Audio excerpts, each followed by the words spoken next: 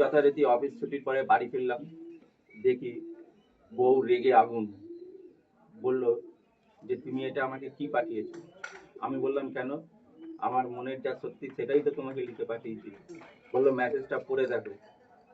দেখলাম যে চোখে দেখার জায়গায় হয়ে গেছে চেখে দেখা। বউ বলল যে আজ পর্যন্ত তুমি কটা মেয়েকে চেখে দেখেছো যে তাদের মধ্যে আমি সেরা? ব্যাস, ঘরের মধ্যে তুমুল মহাভারত। সেদিন রাতের খাওয়া দাওয়া বন্ধ। তাই দয়া করে আপনারা কাউকে মেসেজ করার আগে পুরো মেসেজটা আর একবার ঝালিয়ে নেবেন, মানে রিভিউ করে দেখে নেবেন যে আপনি যা বলতে চেয়েছেন মেসেজে সেইটাই এসেছে নাকি।